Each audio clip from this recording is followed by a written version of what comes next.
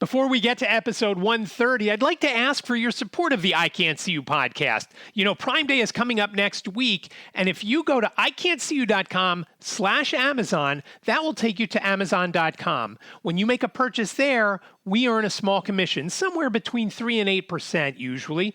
It doesn't cost you anything more, and it helps out the podcast with all the expenses that we have. I really do appreciate your support. Thank you so much. From Studio B in Swarthmore, this is the I Can't See You podcast with David. It's like blind people for dummies. Hello there, and welcome to episode 130 of the I Can't See You podcast. My name is David, at David Benj on all the socials. I really appreciate you joining me for this episode, a Father's Day episode, sort of, kind of. I'm going to talk a little bit about the kids, and that has to do with Father's Day, but it's not Father's Day related. And obviously, a little bit later on, I'm going to talk about some retail issues and customer service things that just remind me of my dad whenever we go through them. But before I get going, I do want to mention, as I said last week, Jane got a new job. And as I record this, she is finishing up the final day of her first after college graduation job. And she's been working PR in New York since, I guess it was, she got hired in July, started in August of 2019. So she's wrapping up today, and just a lot of stuff obviously going on. She's wrapping up today because in New York, Juneteenth is already a holiday. So the office is closed tomorrow. So she has a short week, which is good because she's got a lot of packing up to do because, as I've said many, many times, she's been working here in Swarthmore since March of 2020. She came down here March 14th of last year and has been here ever since. So it'll be nice that she's out of the house. I mean, we're not pushing her, but we're happy to drive her there. And that makes what I say now so exciting. When she starts her new job next week, and everybody told her to try and get a week off in between, it didn't work out that way because of some back and forth things going on.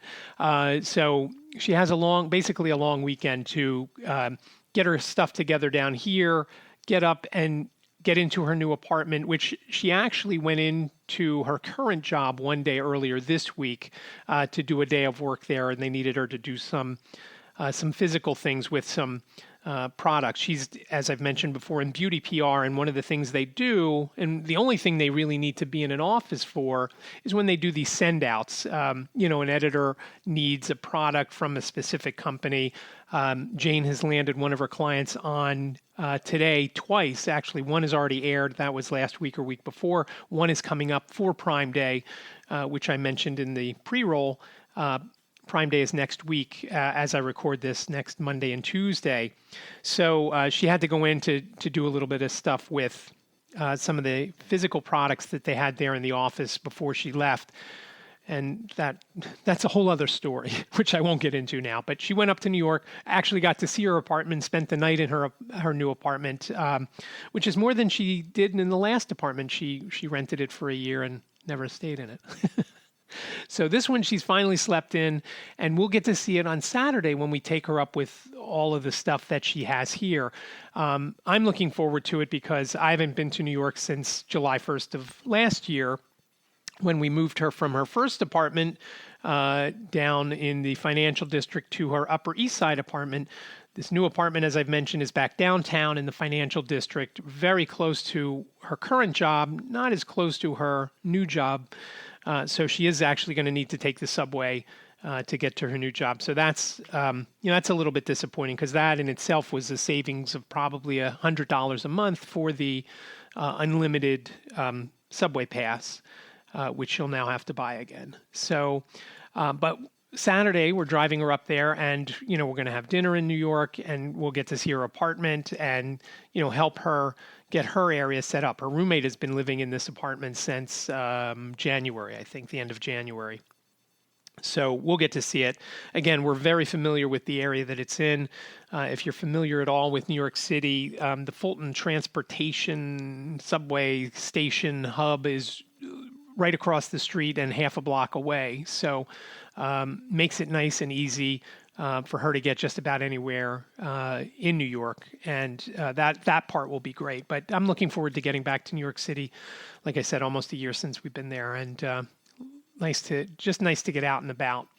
Another thing that, and speaking of new jobs, Jacob has left Target.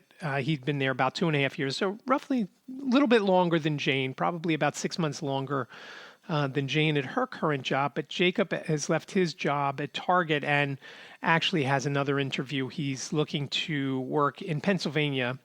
They have this antiquated system to buy alcohol through state stores, and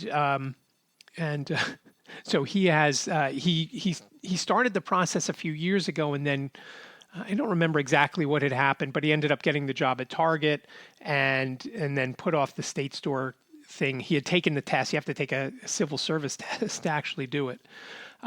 So he has another interview. He's already cleared the one hurdle, so it looks like he will probably end up there in the coming weeks. But fingers are crossed that happens. Maybe I shouldn't have said anything yet and jinx it. And it'll be interesting to see, because the place that he applied to is in Media, near our old house that we moved from 5 years ago. There is one closer, but it's not open yet. So I'm hoping that he gets into the one in Media and then can transfer to the one in Springfield. It would just be a lot easier for him to get to. And so looking forward to that, and good luck to him on that. I hope that works out, because that would be great. And I think it'll be a little bit better than Target, because he did have some issues at Target, and that's what got him motivated to leave.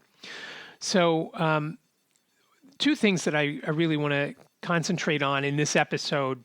And I'll start with Philly Meetup for the Blind. A few weeks ago, I was talking to my friend Lisa, and you're familiar with her. I've started a new podcast with her, and I don't have links yet. They're not up. It's not up, and that's a story for another day. And very frustrating to me that Lisa and I did this episode and have launched this new show, and it's nowhere to be found because I don't have control over where it goes. I'm actually looking into putting up a website for it, and I sigh, because whatever I do for it, it's going to cost me to do it. So that's why I sigh. We'll see. We'll see what happens. I've given myself a date of tomorrow, Friday, the 18th, to, if it's not up, then to go ahead and do it. And it's just a lot of work. And like I said, there will be an expense. So I'm hoping that doesn't happen. But Lisa and I were talking on the phone, and I don't remember if it was regarding the new show, which is called White Canes Connect, or if it was some NFB thing related. It was some sort of blindness related, or it might have been about an article she had written. And we might have been talking about that. I don't remember what it was, but in our conversation, she mentioned the Philly Meetup for the Blind, which is a group that I'm part of, but I never go to the WhatsApp group, because that's, everybody talks on that and messages on that. I don't go to it because messages come through at all hours of the day, and every time a message would come in, I would get the notifications, and it wasn't terrible that I would get them at 2 a.m, but when I got them some at like 5 a.m. or 6 a.m, they would, if it's 5 a.m, Liz isn't even up at that point. She gets up around 5:15, and if it's at 6 a.m, she's already out of bed, so it's not a big deal. But obviously I'm still sleeping because I, as I previously mentioned, stay up very late. So I shut off notifications. So I always forget. I never go there. I never go to see what's going on and see what's happening. And the group has been meeting basically every month, the last Thursday of the month. And when I think about it, if I remember, I will check in and see. Now, the problem with Thursdays for me, since we got the dog, I usually record my podcast, unless it's an interview. I usually record the podcast on Thursday afternoon.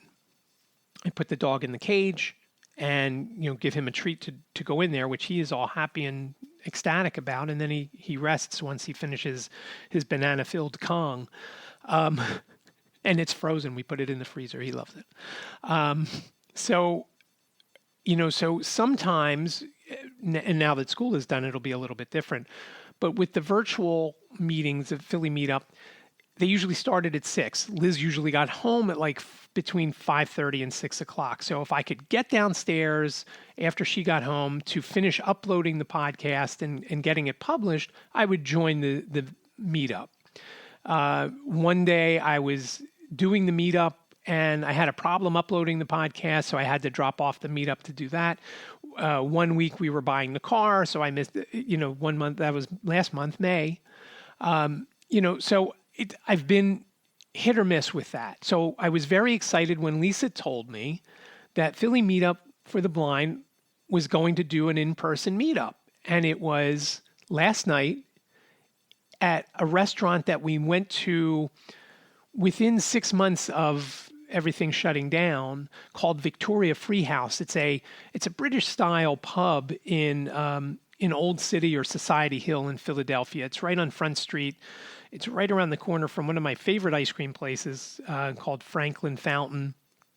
So had Liz gone with, if we went in and Liz went, obviously we could eat dinner at Victoria Free House with everyone and then walk around the corner and, get ice cream, for a 10,000 calorie, 10,000 calorie evening.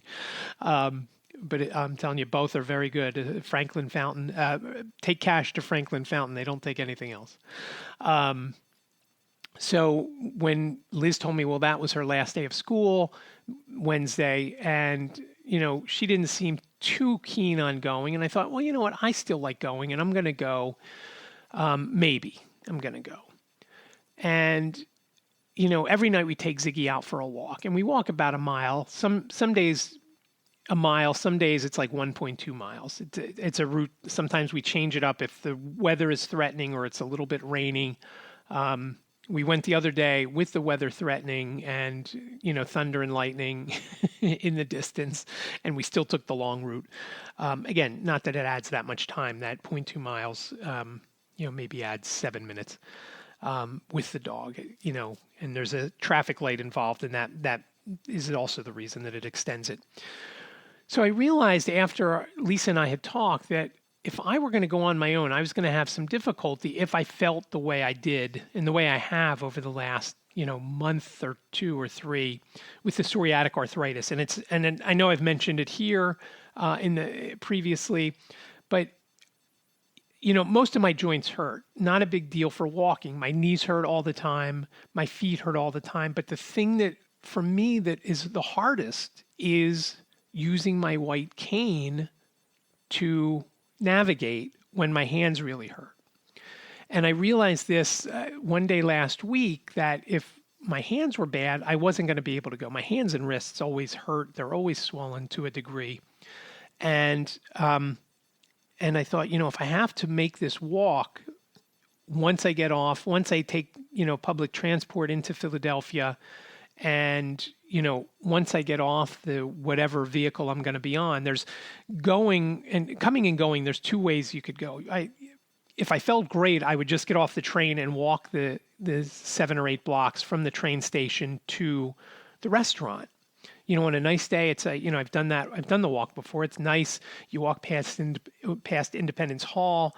And to me, it's just, it always makes me feel like, it always gives me a sense of wow when I walk by. I walk by there, and again, I can't see it that well, but I know it's over there at night. It's lit up. It's really nice.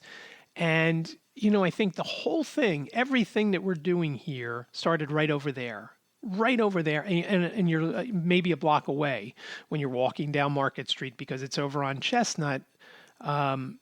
So it's 1 block away, but there's nothing in front. There's a building that has the Liberty Bell, and then it's a wide open city block where when there's concerts at Independence Hall or things going on at Independence Hall, people, sit, on the ground out in front in this city block. It doesn't give me chills, but it just makes me, it's almost magical to walk by there because, you see it on coins and you see it other places and you think, hey, I live right near there. I mean, all right, it's a half an hour, but I live near there. And, so I was looking forward to going, but, it's been so bad that I just didn't feel like making that walk, even if I got off, if I got off the train and got on this thing called the Market Frankfurt line, that would take me to Second and South. It's still a couple blocks. And then coming home, there was still the mile from the train station to the house. And granted, it would be, 10 or 11 o'clock at night.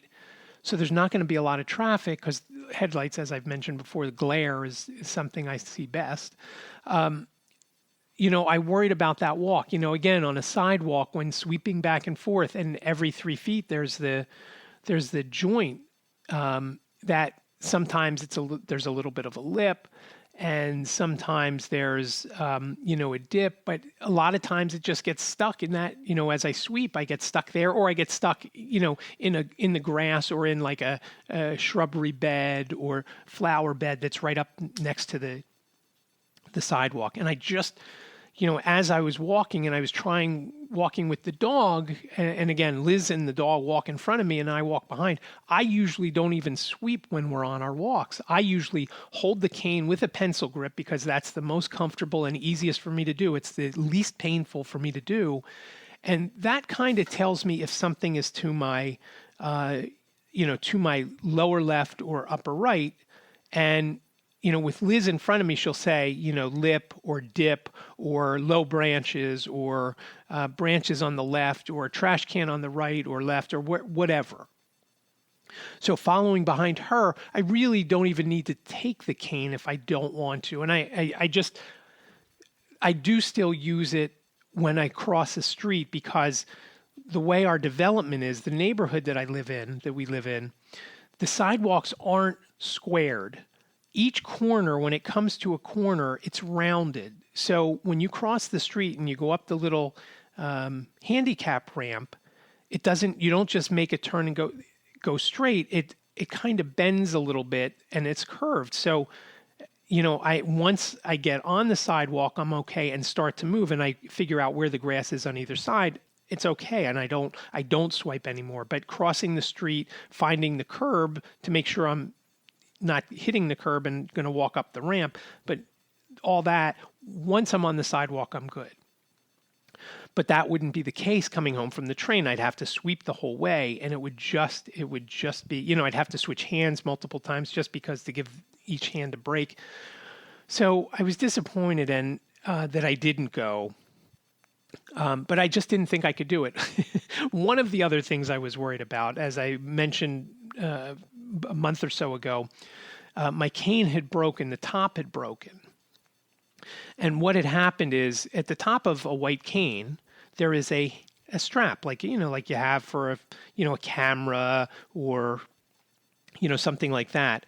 And the top had broken where the strap came off. Well, one of the things that I've noticed when I've been sweeping on our walks with Ziggy, or when, and it's mostly when I sweep, or if we're in a store when I sweep, and in a store or the mall or whatever, it's not as difficult because the floor is very smooth and it's very easy to do.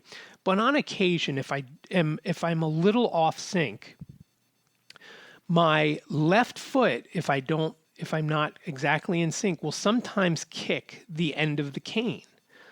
And it just, first of all, it reminds me of, I don't know why, but it reminds me of Charlie Brown and Lucy, doing the football, because I want to miss it. I don't want to kick it. And it's just kind of funny that happens. But sometimes I kick it with my left foot. And I'm not talking soccer style either. I mean, it's full on Tom Dempsey, squared away. Sometimes I kick it really, really hard. And again, if I'm doing the pencil grip when I do this, I don't have much hold on it. Just imagine holding a pencil and, it's a little bit fatter, obviously.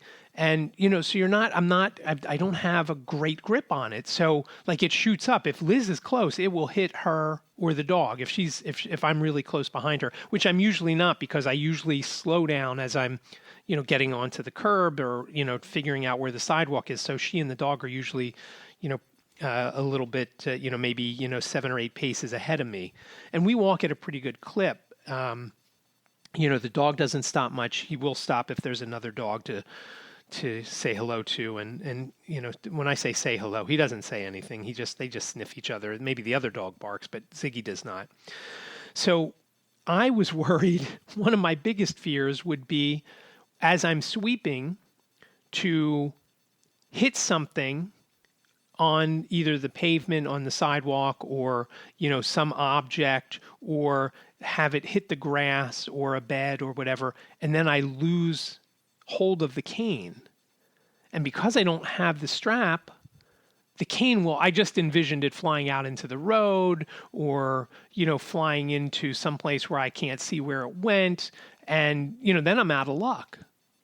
I thought, I get now I've got to, now I've got to find some sort of stick or pole or something, to get either to where I'm going or to get home, whether it's in the train station or, in Center City, Philadelphia, or like I said, on my way home. So that also concerned me. So I kept forgetting as time went on, and as I've mentioned before, unless I make myself a reminder, I don't remember to do anything anymore. I spend all day with the dog, at least I did, and now with Liz home, done school, that'll be a little bit easier. I'll have a little more time on the computer, and hopefully I'll be able to keep more things in mind. But usually I set reminders on my phone for just about anything. If I don't, I won't remember to do it. One of the things that I was forgetting to do, and I had hoped to do so I could go, to the Meetup and have dinner and play Quizzo at Victoria Free House, was to order the white cane from the NFB. And they have a program where you could do it. And I just kept forgetting.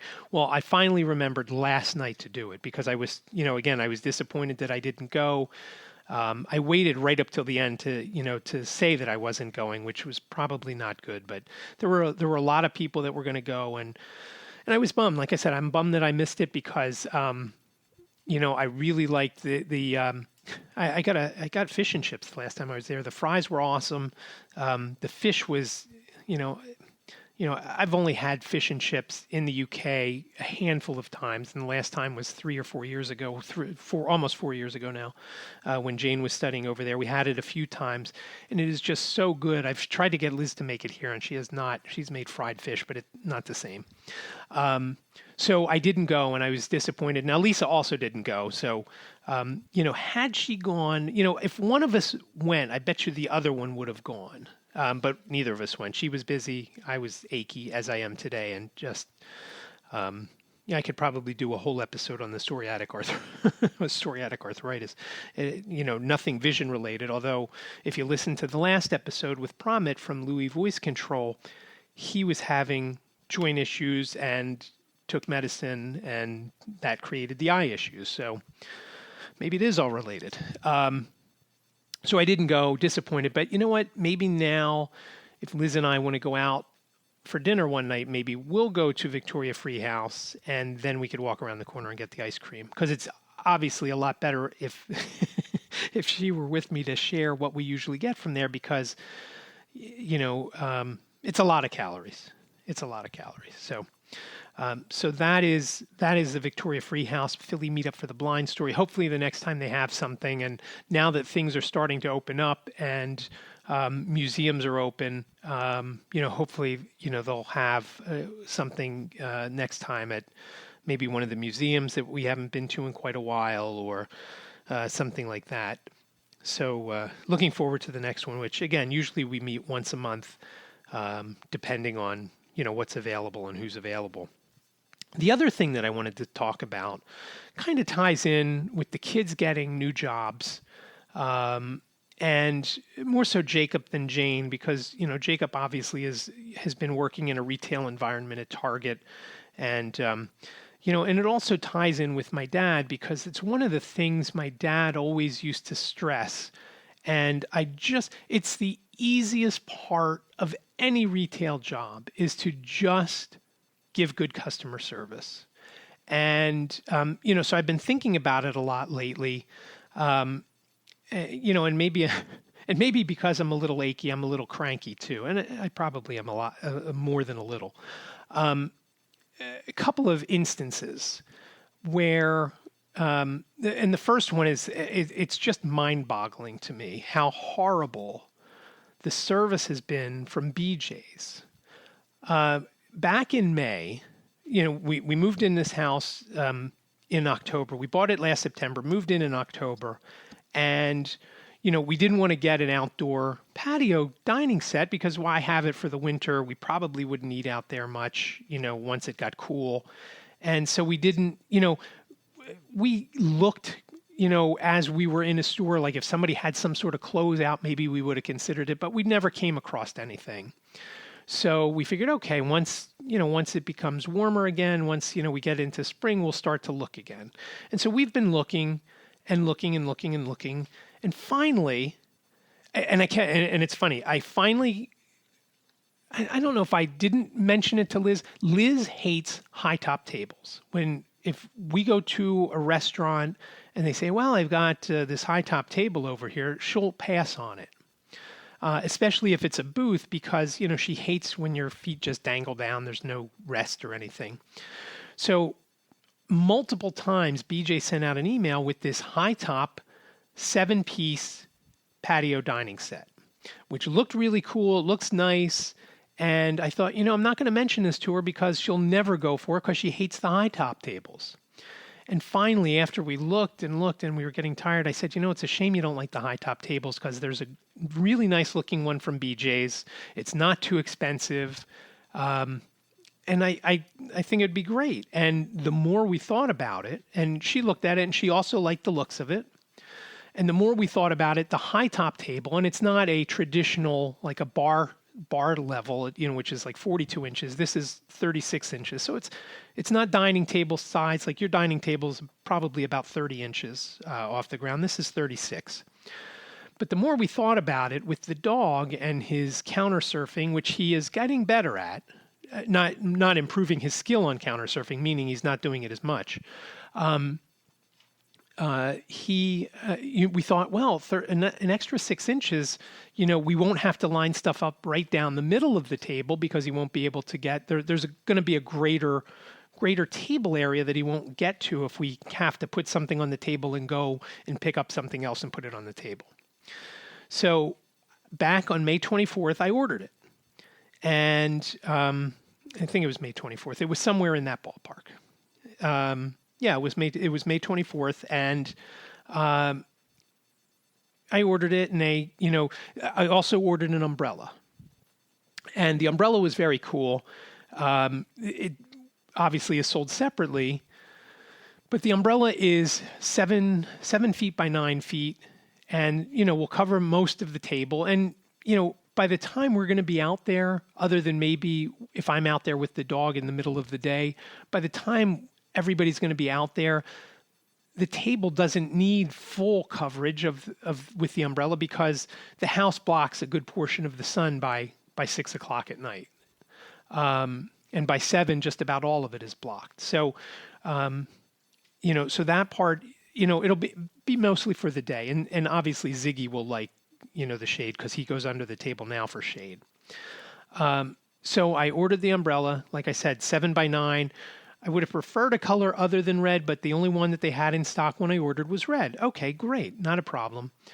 And the cool thing about this umbrella, it has LED lights on the spokes of the umbrella. There's both long spokes and short spokes. So you could turn either the long spokes on or the short spokes on or both. One or the other or both.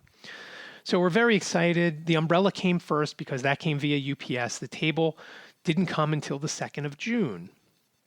So that day,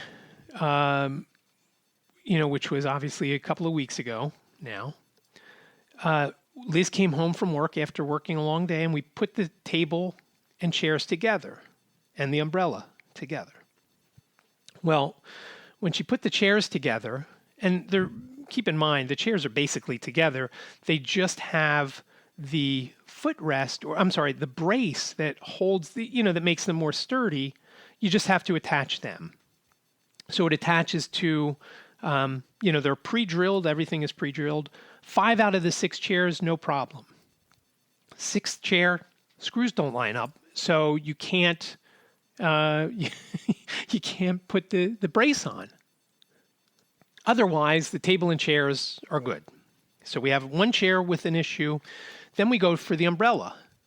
And I'm looking at the umbrella and I'm thinking, where's the base? There's no base. At first I thought maybe it was some sort of wire base that, would also fit into this long, skinny box. And then I realized there's no room in there for, that base. It doesn't attach to the table. And so I come downstairs to the computer. I reread the description. And in the description, the very first thing under the image of the product, it says, the aluminum base is finished in a glossy black powder coated finish. I'm like, okay. I look closely, I zoom into the picture, it shows the base, and again, I have my computer read to me, the aluminum base is finished in a glossy black powder coated finish.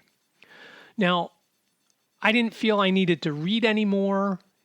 There were drop downs and things like that. I thought, okay, as I zoomed in and looked, to me it looked like there was a base. As I read the description, it sounds like there was a base. Why, if there wasn't a base, wouldn't you include the wording something like sold separately, not included? On the BJ's website, there was not a base by the same manufacturer. So how would I know? And again, I pulled it up on my phone to see how it read on my phone. And in fact, to get that wording that I just read to you, and you can see why I don't like to read things because it's hard. I heard that statement. So again, I heard that. So again, it sounds to me like everything is included. Well, Liz calls that day and says, gives the two problems. And they said, okay, well, if you don't hear from us, that means the base wasn't included. And they sent her an email that said to respond to the email with some images of the chair. So we took some images of the chair, and that came a couple days later. She took an image of the chair where it doesn't line up with the screws and whatnot. We never heard anything on either thing. Never heard. So a week later, we called back. Same thing. You got to send it. What part numbers do you need for the chair? We don't know. You're the customer service person. Don't you have that information right there? You can see what we ordered. And so we asked about the umbrella again, and they confirmed that the base does not come with it. And Liz at this point was getting pretty mad on the phone because, they didn't respond to us initially, other than sending that email to have us send the pictures. And, nothing on the umbrella. And again, the umbrella is still on the website, and I'll post a link to it, in the show notes page. And again, that'll be iCan'tSeeYou.com/130. Again, I Can't See You sounds like a whole sentence. It's only 7 letters long. iCan'tSeeYou.com/130. So, so we have to look for a base. And I'll get into the looking in a minute. So after a week, when we call back and get no response from this person, they say, take some more pictures. Obviously the pictures you took already weren't enough. So Liz and Jane go out there and take all sorts of pictures and send them in. And a couple days later, in fact, I think it was earlier this week, I think it was Sunday or Monday of this week, Liz gets a response saying, acknowledge, not acknowledged. So we're not sure, does that mean we have to acknowledge something, or they're acknowledging that they got the images? So Liz responded by saying, does that mean, we have to do something more. You have to do something more. And, again, no response from them. It has just been unreal. So we don't know if there's another chair coming. So we're not sure of anything. So we'll see what happens there. Again, we have no idea what's happening. And it's just infuriating that you can't get any kind of response. I really wanted to take everything back. And Liz is like, but I like the table. I said, yeah, I do too. And I don't want to carry it back. It's heavy and we'd have to box it up. And believe me, we saved the boxes. But, at this point, they don't care. They just don't care. Or the people who are supposed to care don't care. Somebody doesn't care. So we figured, you know what, if we're not going to take the umbrella back, and I said to her, because they're sold separately, we can just take the umbrella back. And she's like, well, I like the umbrella too. I like the idea of the lights. I like the idea of the size. She said, let's go, before we take it back, let's try and find a base for it.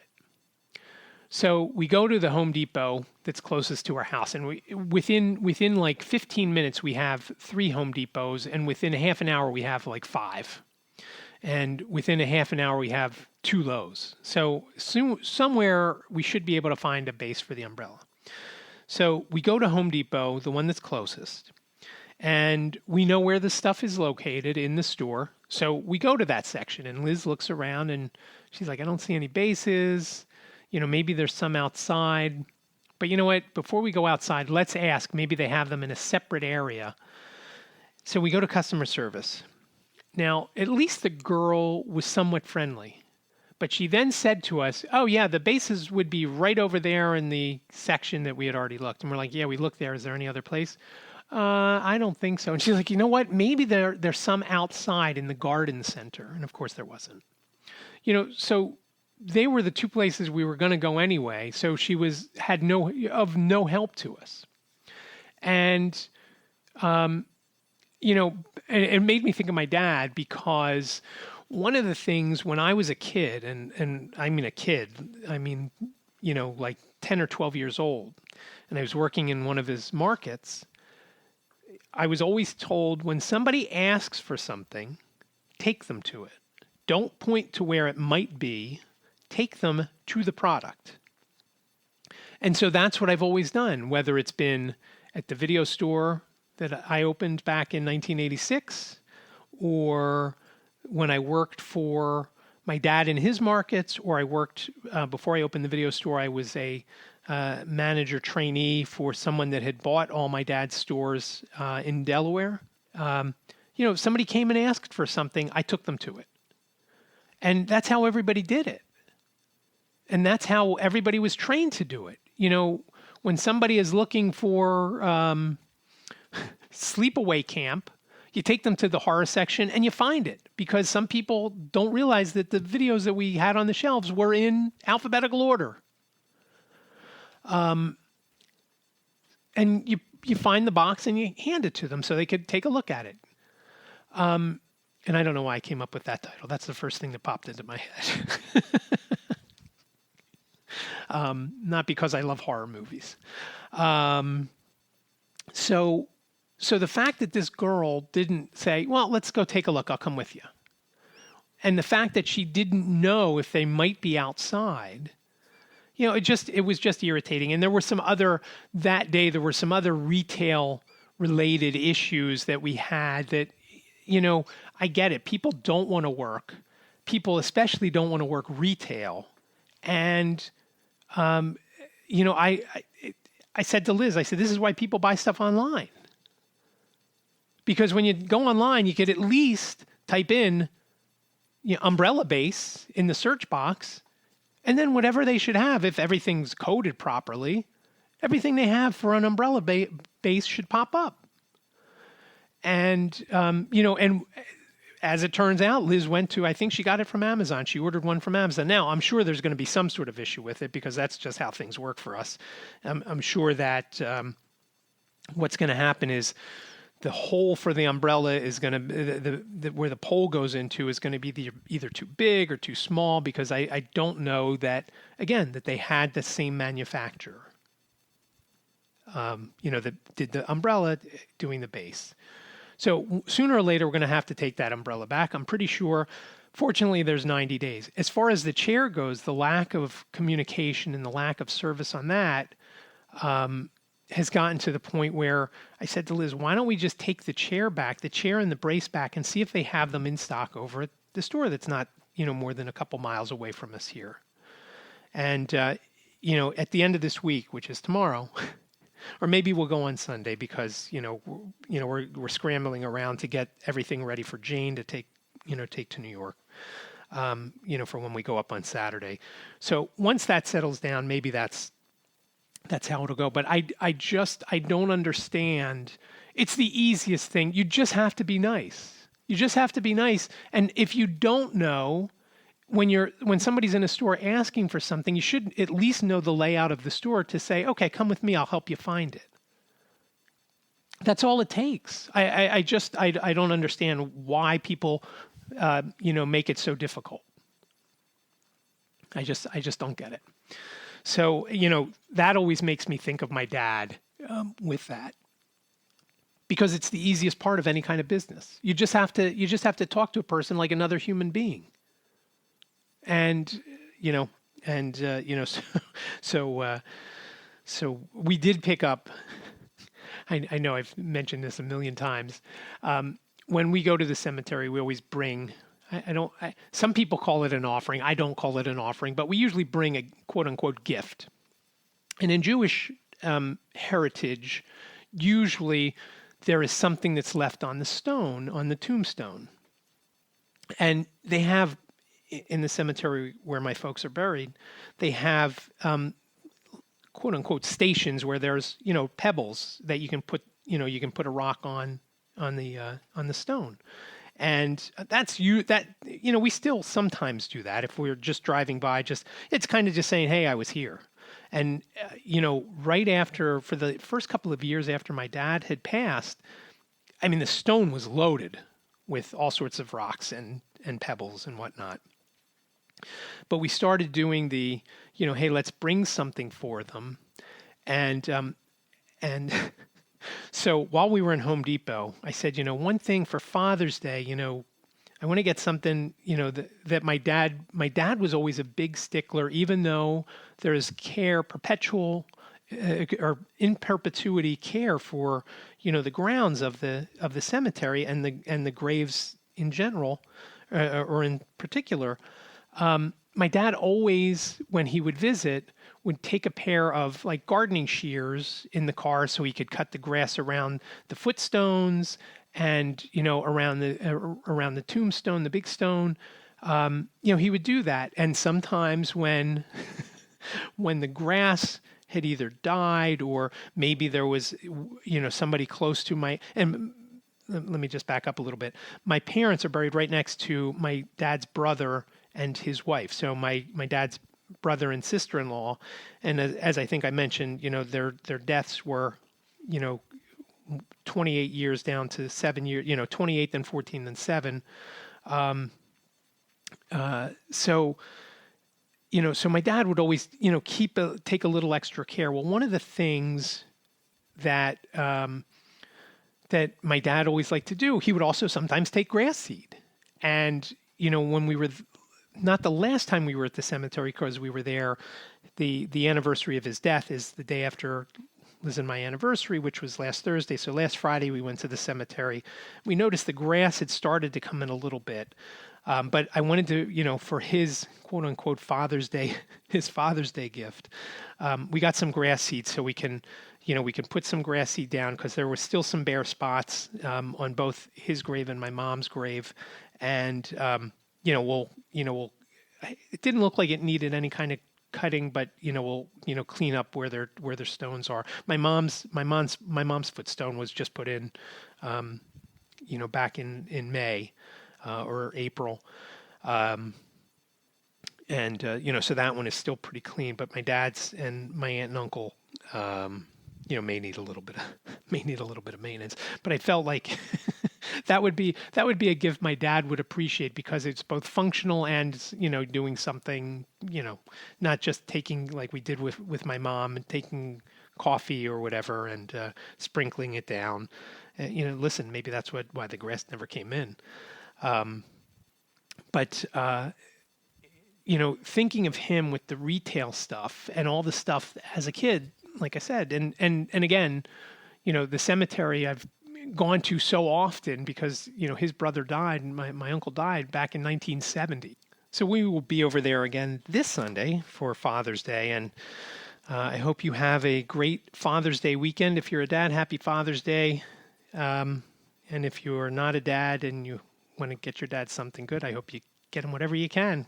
And you get to see him at least this year. I know a lot of folks didn't get to see their dads last year because of COVID and whatnot. And I'm looking forward to kind of a nice holiday weekend, Father's Day weekend, because as I mentioned, we'll be in New York, so we'll have something good to eat that day.